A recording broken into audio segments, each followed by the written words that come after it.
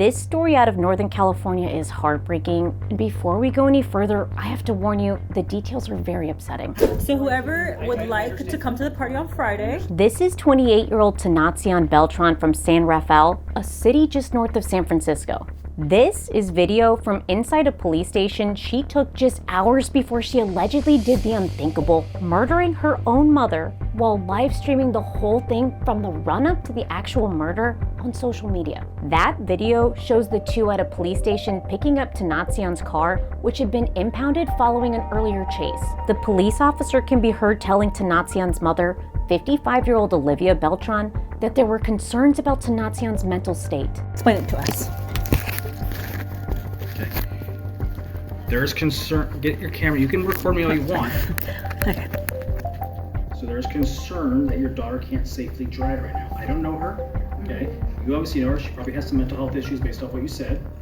So in her current state, I'm not totally comfortable in her driving. Olivia assures the officer that she, not her daughter, will be the one driving. But while all this is going on, Tanacion makes a stunning remark that goes unnoticed by the officer and her mother. Look at that nice pistol.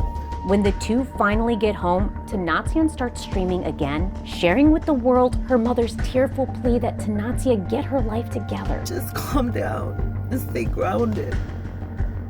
And work on yourself and rest. You need to sleep and feed yourself. You gotta stop hurting yourself and putting yourself in harm's way. You hear me? It would be shortly after this that police were called to the very home you can see in Tanacion's video. That's where they found Olivia's body, stabbed multiple times on a balcony. We were there, we were directed to the rear patio of the apartment where officers observed the suspect in this case standing, holding a knife, and covered in blood.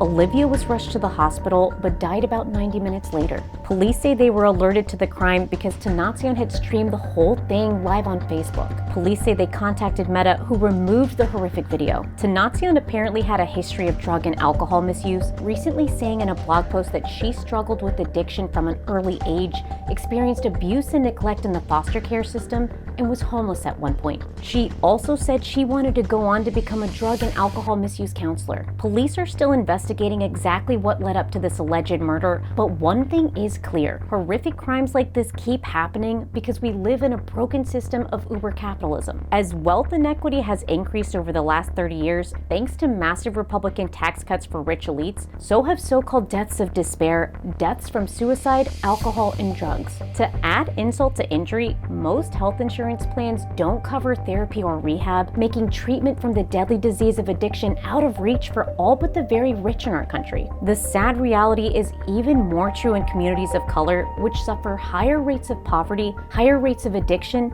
and less access to mental health care and addiction treatment. Until we address systemic inequality that keeps workers poor without adequate access to mental health care and addiction treatment, expect senseless and avoidable violence like this to keep happening.